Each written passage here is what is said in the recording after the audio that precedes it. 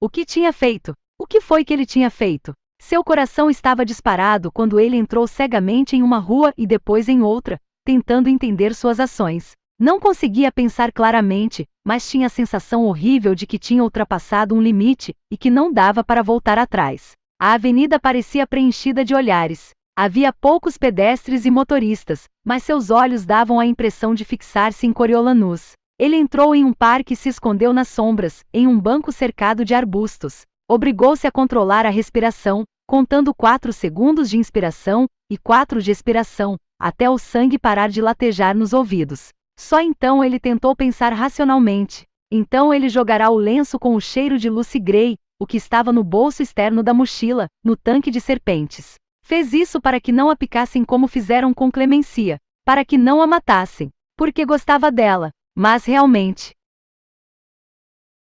Fizera isso porque gostava dela? Ou porque queria que ela vencesse os jogos vorazes para ele garantir o prêmio Plint? Se o motivo fosse o último, ele tinha trapaceado para vencer, essa era a verdade. Espere, você não sabia se as serpentes iam para a arena, pensou ele. Os assistentes disseram outra coisa. Não havia histórico de algo assim acontecendo. Talvez tivesse sido só um ataque temporário de loucura. E mesmo que as serpentes acabassem na arena, seria possível que Lucy Gray nunca as encontrasse. Era um lugar enorme e ele não achava que serpentes rastejavam por aí atacando as pessoas aleatoriamente. Era preciso pisar nelas, algo assim. E mesmo que ela encontrasse uma serpente e que a serpente não a picasse, como alguém poderia conectar isso a ele? Exigia conhecimento demais e um nível de acesso que ninguém acharia que ele tinha. E um lenço com o cheiro dela. Por que ele teria isso? Estava tudo bem. Ele ficaria bem, menos o limite.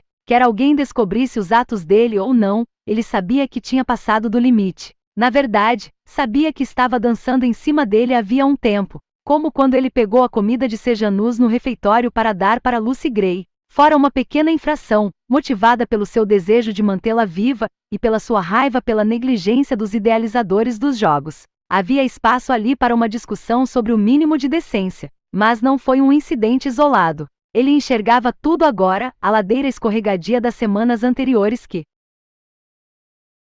tinha começado com o resto da comida de Sejanus e terminava com ele ali, tremendo na escuridão em um banco de parque deserto. O que o aguardava mais abaixo se ele não conseguisse parar de descer a ladeira? De que mais ele seria capaz? Bom, era o suficiente. Era a hora de parar. Se ele não tinha honra, não tinha nada. Não haveria mais enganação. Não haveria mais estratégias desonestas. Não haveria mais racionalização. Dali em diante ele viveria com honestidade, e se acabasse virando um mendigo, pelo menos ele seria um mendigo decente. Seus pés o tinham levado para longe de casa, mas ele percebeu que o apartamento dos Plint ficava a poucos minutos dali. Por que não aparecer por lá? Uma Vox de roupa de empregada abriu a porta e fez sinal para perguntar se devia pegar a mochila dele. Ele recusou e perguntou se Sejanus estava livre. Ela o levou até uma sala e fez sinal para ele se sentar. Enquanto esperava, ele observou os móveis com ar de quem sabia avaliar.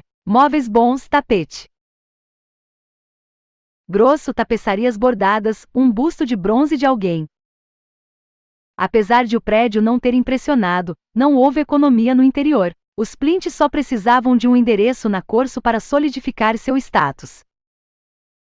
A senhora Plint entrou, cheia de pedidos de desculpas e floreios. Parecia que Sejanus tinha ido dormir cedo e ela estava na cozinha. Ele gostaria de descer por um momento para tomar um chá? Ou talvez ela devesse servir o chá ali, como os Snow fizeram. Não, garantiu ele, na cozinha seria ótimo. Como se alguém além dos Plint servissem um convidado na cozinha. Mas ele não tinha ido lá para criticar. Tinha ido para ouvir agradecimentos, e se isso envolvesse comida, melhor ainda. Quer torta? Tem de amora. Ou de pêssego se você quiser esperar. Ela indicou 2 tortas recém-montadas na bancada, aguardando para irem ao forno. Ou bolo. Fiz ambrosia esta tarde. Os avoches gostam mais de ambrosia porque, sabe como é, são mais fáceis de engolir. Café, ou chá, ou leite. As linhas entre as sobrancelhas dela aumentaram de ansiedade, como se nada que ela pudesse oferecer fosse bom o bastante. Apesar de ter jantado, os eventos na cidadela e a caminhada o tinham esgotado.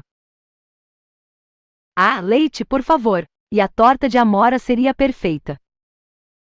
Ninguém chega aos pés das coisas que a senhora faz. A mãe de Sejanus encheu um copo grande até a borda, cortou um quarto da torta e botou-o em um prato. Você gosta de sorvete? Perguntou ela. Várias bolas de sorvete de creme foram acrescentadas. Ela puxou uma cadeira da mesa de madeira surpreendentemente simples. Ficava debaixo de um bordado de uma montanha com uma única palavra: lar. Minha irmã me mandou isso. Ela é a única com quem ainda tenho contato. Ou que mantém contato comigo, acho. Não combina com o resto da casa, mas tem o meu cantinho aqui. Por favor, sente-se, coma. O cantinho dela exibia uma mesa com 3 cadeiras que não combinavam, o bordado, e uma prateleira cheia de coisinhas estranhas. Um saleiro e um pimenteiro em formato de galo, um ovo de mármore e uma boneca com roupa de retalhos. Devia ser o total de bens que ela levará para a capital, desconfiava Coriolanus. O templo dela em homenagem ao Distrito 2. Era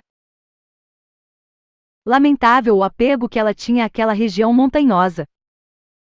Atrasada, uma pobre pessoa deslocada sem esperanças de se encaixar, que passava os dias fazendo ambrosia para avoches, que não sentiam gosto de nada, e desejando o passado. Ele a viu colocar as tortas no forno e comeu um pedaço da sua fatia. Suas papilas gustativas pularam de prazer. Como está? Perguntou ela com ansiedade. Maravilhosa, disse ele. Como tudo que a senhora cozinha, senhora Plint. Não era exagero. Ela podia ser uma pessoa patética, mas era uma artista na cozinha. Ela se permitiu um pequeno sorriso e se juntou a ele à mesa. Bom, se quiser repetir, nossa porta está sempre aberta. Nem sei como começar a agradecer a você, Coriolanus, pelo que fez por nós. Sejanus é minha vida. Sinto muito que ele não possa recebê-lo. Ele tomou muito daquele sedativo. Não consegue dormir se não for assim. Está com tanta raiva, tão perdido. Bom, não preciso dizer como ele está infeliz. A capital não é o melhor lugar para ele, disse Coriolanus.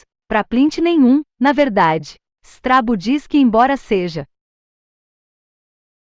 difícil para nós agora, vai ser melhor para o Sejanus e os filhos dele, mas não sei. Ela olhou para a prateleira. A família e os amigos, isso é a vida real, Coriolanus, e deixamos os nossos no 2. Mas você já sabe disso. Eu vejo que sabe. Fico feliz que tenha sua avó e aquele doce de prima. Coriolanus se viu tentando animá-la, dizendo que as coisas ficariam melhores depois que Sejanus se formasse na academia. A universidade tinha mais gente, pessoas diferentes vindas de toda a capital, e com certeza ele faria novos amigos. A senhora Plint assentiu, mas não pareceu convencida. A empregada Avox chamou a atenção dela e se comunicou por uma espécie de linguagem de sinais. Certo, ele vai subir depois que terminar a torta, disse a senhora Plint. Meu marido gostaria de vê-lo se você não se importar. Acho que ele quer agradecer. Quando Coriolanus engoliu o último pedaço de torta, ele deu boa noite à senhora Plint e seguiu a empregada pela escada até o andar principal.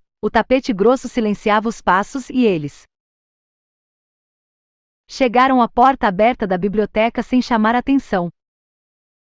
Então ele pôde dar uma boa olhada em Strabo Plint de guarda baixa. O homem estava parado na frente de uma imponente lareira de pedra, olhando para onde haveria uma chama na próxima estação do ano. Agora o vão estava frio e vazio, e Coriolanus teve que se perguntar o que ele via lá que provocava a expressão de profunda tristeza no rosto dele. Uma das mãos segurava a lapela de veludo do paletó caro, que parecia deslocado, como o vestido de marca da senhora Plint e o terno de Sejanus. O guarda-roupa dos Plint sempre sugeria que eles estavam se esforçando demais para serem da capital. A qualidade inquestionável das roupas se chocava com a personalidade de distrito em vez de disfarçar, assim como sua avó vestindo um saco de batatas ainda teria a cara de alguém que mora na Corso. O Sr. Plint o encarou, e Coriolanus teve uma sensação da qual se lembrava de encontros com o próprio pai, uma mistura de ansiedade e constrangimento, como se, naquele momento, ele tivesse sido pego fazendo alguma besteira.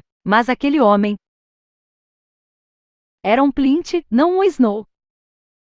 Coriolanus abriu seu melhor sorriso da alta sociedade. Boa noite, Sr. Plint. Não estou incomodando? De jeito nenhum. Entre, sente-se. O Sr. Plint indicou as poltronas de couro à frente da lareira, e não as que ficavam junto à imponente escrivaninha de carvalho. Era pessoal, então, não negócios. Você comeu? Claro, seria impossível sair da cozinha sem minha esposa entupir você como se estivesse recheando um peru. Quer uma bebida? Um uísque talvez? Os adultos nunca lhe ofereciam uma bebida mais forte do que Posca, que subia rapidamente a cabeça. Ele não podia correr esse risco naquela conversa. Não sei se iria caber, disse ele rindo e batendo na barriga, enquanto se sentava numa poltrona. Mas fique à vontade. Ah, eu não bebo. O Sr. Plint se sentou na poltrona em frente e examinou Coriolanus. Você se parece com seu pai. Eu ouço muito isso. O senhor o conheceu? Nossos negócios se sobrepuseram algumas vezes. Ele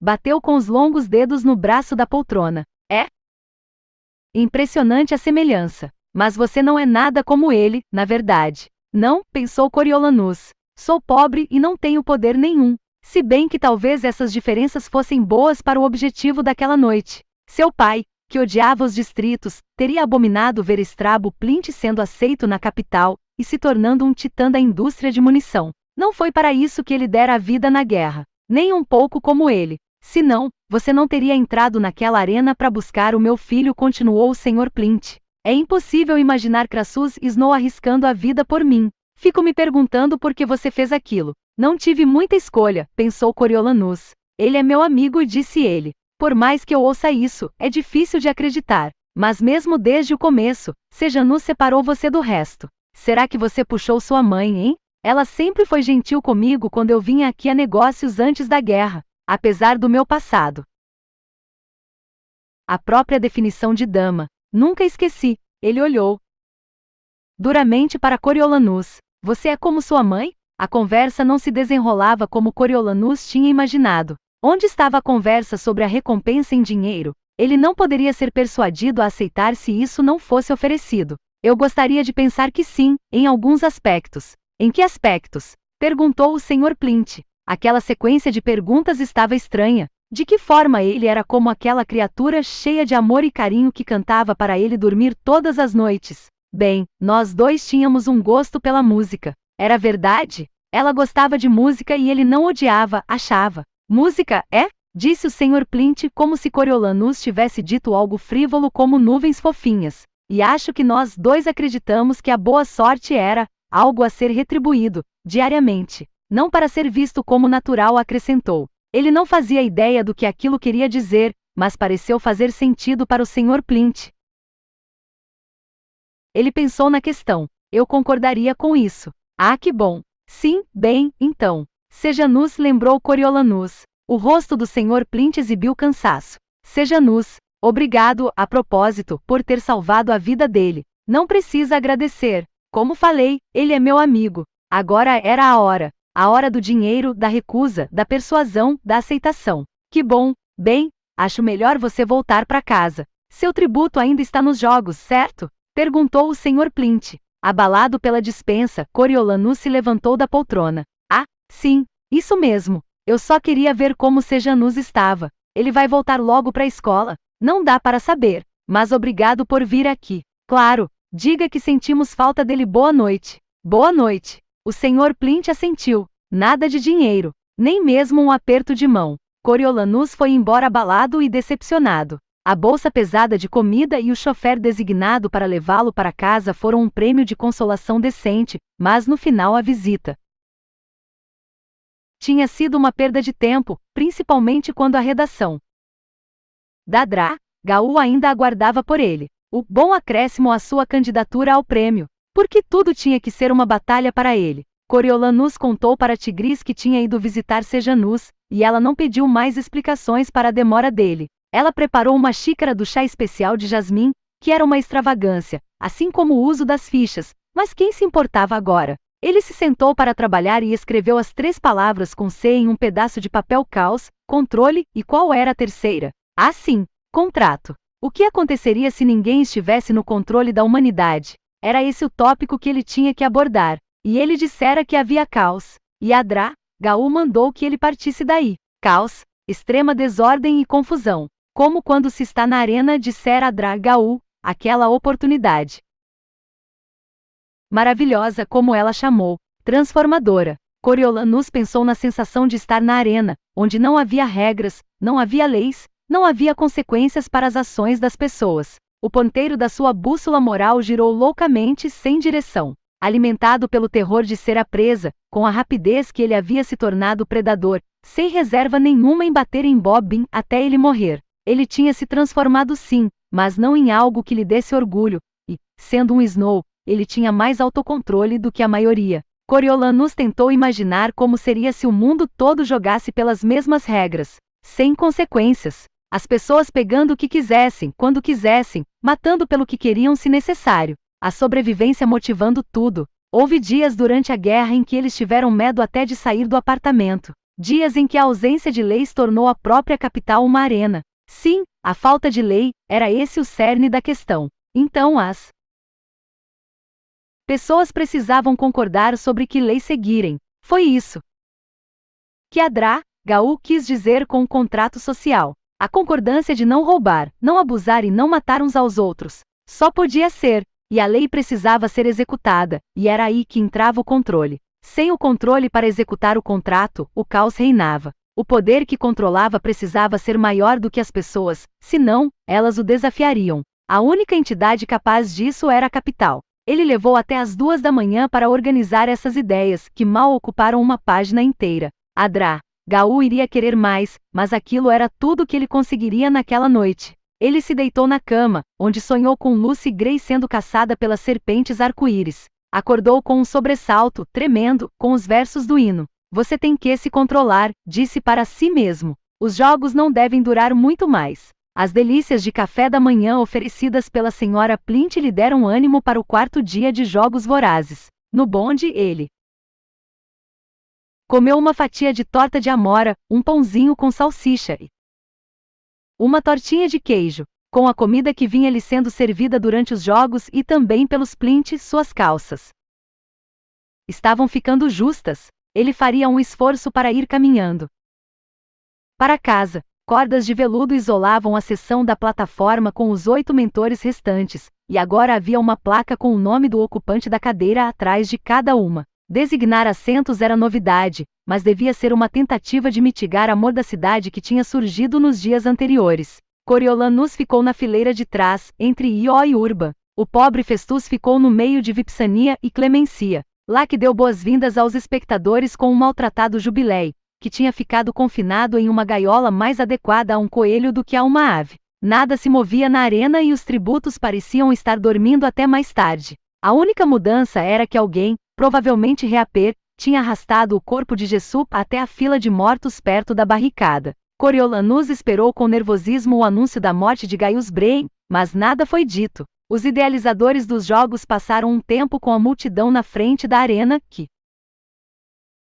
continuava a aumentar. Os diferentes fã-clubes agora exibiam camisas com os rostos dos tributos e dos mentores, e Coriolanus ficou ao mesmo tempo feliz e constrangido ao ver sua imagem parecendo olhar para ele da tela gigantesca. Foi só no meio da manhã que o primeiro tributo fez uma aparição, e a plateia demorou um momento para identificá-la. É Vovei! Gritou Hilarius com alívio. Ela está viva. Coriolanus se lembrava de que a menina era magra, mas agora ela estava esquelética, os braços e pernas parecendo gravetos, as bochechas afundadas. Ela se agachou na boca de um túnel com o vestido listrado imundo, apertando os olhos para o sol e segurando uma garrafa de água vazia. Espere aí, Vovei. Tem comida a caminho, disse Hilarius, apertando a tela da pulseira. Ela podia não ter muitos patrocinadores, mas sempre havia quem estivesse disposto a apostar em alguém com pouca chance. Lepidus apareceu, e Hilarius falou longamente sobre os méritos de Vovei. Ele interpretou a ausência dela como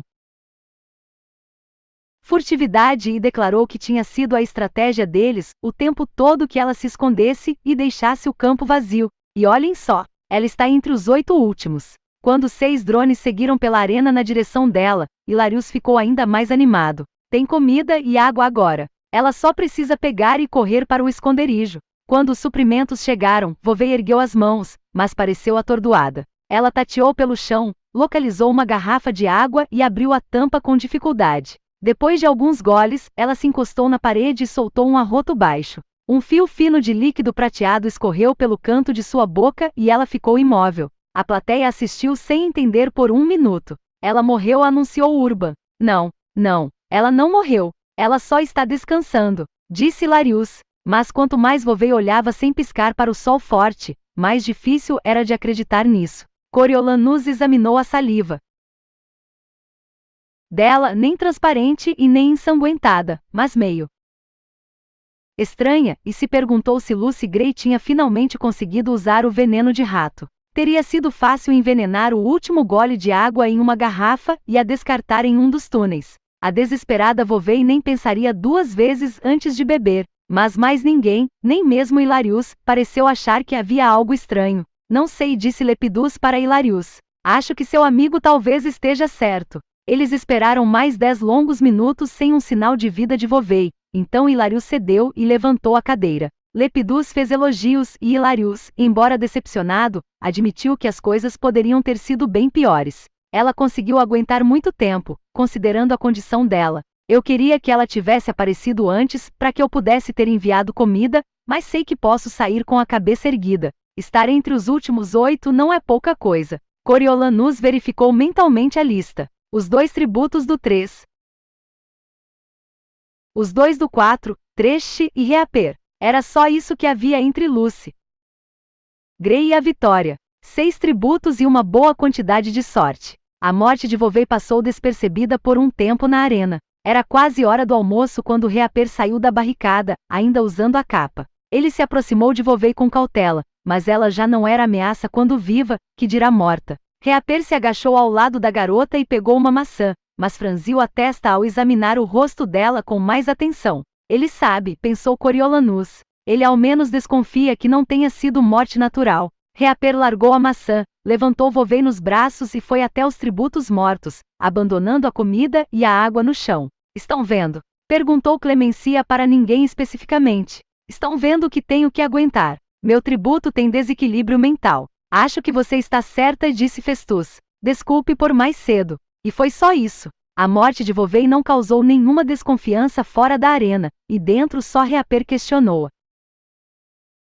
Causa. Lucy Gray não tinha tendência ao descuido. Talvez até tivesse escolhido a frágil Vovey como alvo, porque a condição já decrépita da menina disfarçaria o envenenamento. Ele se sentiu frustrado por não poder se comunicar com ela e atualizar a estratégia juntos. Com tão poucos restando, se esconder era mesmo a abordagem certa, ou seria melhor ela agir de forma mais agressiva? Claro que ele não sabia. Ela poderia estar espalhando comida e água envenenada naquele momento mesmo. Nesse caso, precisaria de mais, o que ele não podia oferecer se ela não fizesse uma aparição. Apesar de não acreditar nessas coisas, Coriolanus tentou entrar em contato com ela telepaticamente. Me deixe ajudar, Lucy Gray, ou pelo menos me deixe ver que você está bem, pensou ele. E acrescentou: sinto sua falta. Reaper tinha voltado aos túneis quando o Distrito 4 apareceu para pegar a comida de Vovey. A total falta de preocupação deles com a origem dos alimentos tranquilizou Coriolanus frente à possibilidade de desconfiarem do envenenamento. Eles se sentaram onde Vovey morreu e comeram tudo, depois voltaram para o túnel. Misen mancava, mas ainda superaria a maioria dos tributos restantes se houvesse combate físico. Coriolanus se perguntou se, no final, tudo se resumiria a Coral e Misen decidindo qual tributo do Distrito 4 levaria a coroa para casa. Em todos os seus anos, Coriolanus nunca deixou restos no prato em um almoço na escola, mas as tigelas de papelão com feijão, manteiga e macarrão embrulharam seu estômago. Ainda cheio do café da manhã dos Plint, ele não conseguiu engolir nem uma colherada, e bastou uma rápida troca do seu prato intocado com o vazio de Festus para evitar uma reprimenda. Aqui, feijão-manteiga ainda tem gosto de guerra para mim. Eu sou assim com aveia. Basta eu sentir o cheiro que dá vontade de me esconder no bunker, disse Festus, que traçou a comida rapidamente. Obrigado. Eu dormi demais e perdi o café da manhã. Coriolanus esperava que o feijão-manteiga não fosse um mau presságio, e se repreendeu em seguida. Aquela não era a hora de começar a acreditar em superstições. Ele precisava manter a mente afiada, ficar apresentável para as câmeras e aguentar o dia. Lucy Gray devia estar ficando com fome. Ele planejou sua próxima entrega de comida enquanto bebia água. Sem Hilarius agora, as 3 cadeiras de mentores que restaram na fila de trás foram centralizadas, e Coriolanus se sentou novamente no meio. Como Domitia dizia, era uma dança das cadeiras, e aquelas eram as mesmas pessoas com quem ele brincara na infância. Se tivesse filhos, e ele planejava ter um dia, eles ainda estariam no clube social da elite da capital? Ou seriam relegados a círculos menores? Ajudaria se tivessem uma rede familiar maior com que contar, mas ele e Tigris eram os únicos Snow da geração deles. Sem ela, Coriolanus seguiria para o futuro completamente sozinho. Pouca coisa aconteceu na arena naquela tarde. Coriolanus procurou Lucy Gray, torcendo por uma oportunidade de mandar comida para ela, mas ela continuou elusiva. A plateia fora da arena era a fonte de animação, quando os fãs de Coral começaram a discutir com os fãs de Thresh sobre quem era mais merecedor da coroa de vitorioso. Alguns socos foram trocados antes dos pacificadores separarem os dois grupos, mandando-os para lados opostos. Coriolanus ficou feliz pelos seus fãs terem um pouco mais de classe. No fim da tarde, quando Laki retomou sua cobertura, Adra Gaul estava sentada à frente dele, segurando Jubilee na gaiola. A ave se balançava para frente e para trás, como uma criança tentando reconfortar a si mesma. Laki olhou para o seu bichinho com preocupação, talvez prevendo perdê-lo para o laboratório. Nós temos uma convidada especial conosco hoje, a chefe dos idealizadores dos jogos, Adra Gaul, que está fazendo amizade com Jubilee. Eu soube que você tem uma notícia triste para nós, Dra Gaul. Adra Gaul colocou a gaiola de Jubilee na mesa. Sim, devido aos ferimentos causados pelas bombas rebeldes na arena, mais um dos nossos alunos da academia, Gaius Breen, faleceu. Enquanto os colegas se manifestavam, Coriolanus tentou se centrar. A qualquer minuto, ele poderia ser chamado para falar da morte de Gaius, mas essa não era a fonte da sua ansiedade. Seria fácil falar de Gaius, ele não tinha um único inimigo no mundo. Acho que falo por todos quando digo que oferecemos nossas condolências à família, disse Laki. O rosto da Dra Gaul ficou rígido. É verdade, mas as ações falam mais alto do que as palavras, e nossos inimigos rebeldes parecem ter problemas de audição. Em resposta, planejamos uma coisa especial para as crianças deles na arena. Vamos dar uma olhada? Perguntou Laki. No centro da arena, Tesley e Cirque estavam agachados junto a uma pilha de destroços, procurando não se sabia o que. Aparentemente, eles não tinham interesse em Reaper, que estava sentado no alto da arquibancada, as costas no muro da arena, enrolado na capa. De repente, Thresh saiu de um túnel e foi para cima dos tributos do Distrito 3, que fugiram para a barricada. A plateia emitiu murmúrios de confusão. Onde estava a coisa especial prometida pela Dra Gaul? A resposta veio de um drone enorme que entrou voando na arena, transportando o tanque de serpentes arco-íris. Coriolanus tinha praticamente se convencido de que o ataque das serpentes fora produto de uma imaginação febril, mas a chegada do tanque acabou com isso. O cérebro dele havia montado as peças do quebra-cabeça na ordem certa. O que ele não sabia era como as serpentes reagiriam ao serem soltas, mas ele tinha estado no laboratório. A Dra Gaul não criava cachorrinhos, ela projetava armas. O pacote em comum chamou a atenção de Thresh. Talvez ele achasse que uma dádiva especial tinha sido enviada para ele, porque parou quando o drone chegou no meio da arena. Tesley e Cirque também pararam, e até Reaper se levantou para observar a entrega. O drone soltou o tanque aberto a cerca de 10 metros do chão. Em vez de se estilhaçar, o tanque quicou com impacto. Como uma flor desabrochando, as paredes se abriram.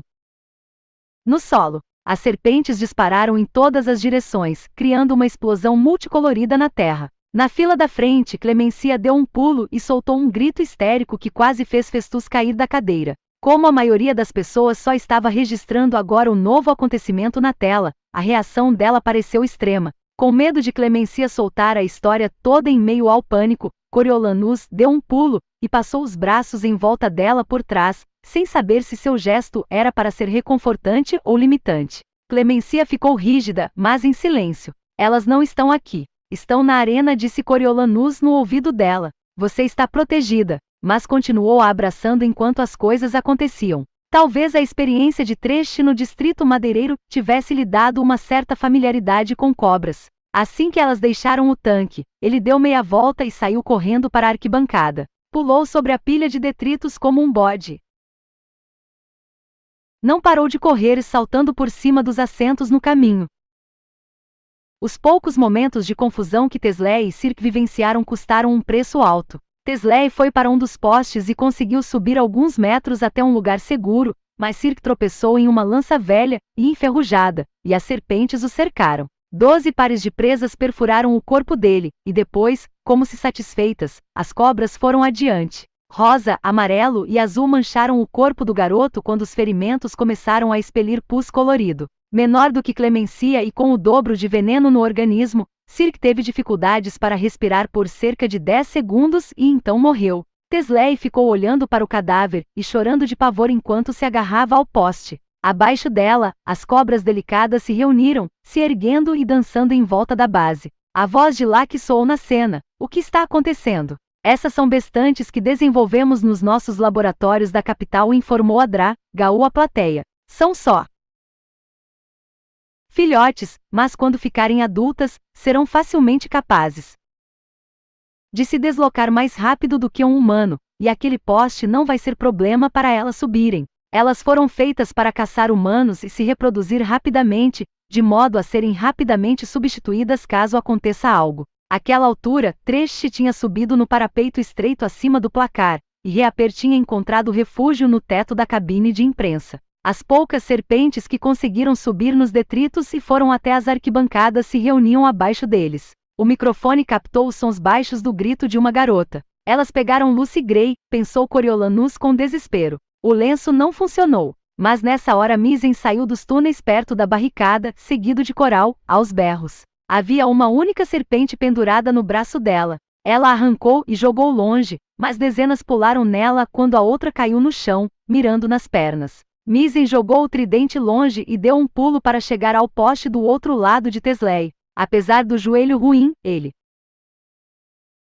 subiu em metade do tempo anterior até o topo. De lá, testemunhou o fim frenético, mas felizmente curto, de Coral. Com os alvos no chão mortos, a maioria das serpentes se reagrupou embaixo de Tesley. Sua firmeza no poste começou a falhar, e ela gritou pedindo ajuda a Misen, mas ele só balançou a cabeça, mais por atordoamento do que maldade. As pessoas na plateia começaram a mandar as outras fazerem silêncio, mas Coriolanus não sabia por quê. Quando o salão ficou em silêncio, ele captou o que ouvidos mais apurados já tinham detectado. Em algum lugar, bem baixo, alguém estava cantando na arena. Sua garota. Lucy Gray saiu do túnel andando em câmera lenta e de costas. Ela levantava cada pé com cuidado ao dar um passo para trás, oscilando delicadamente com o ritmo da música.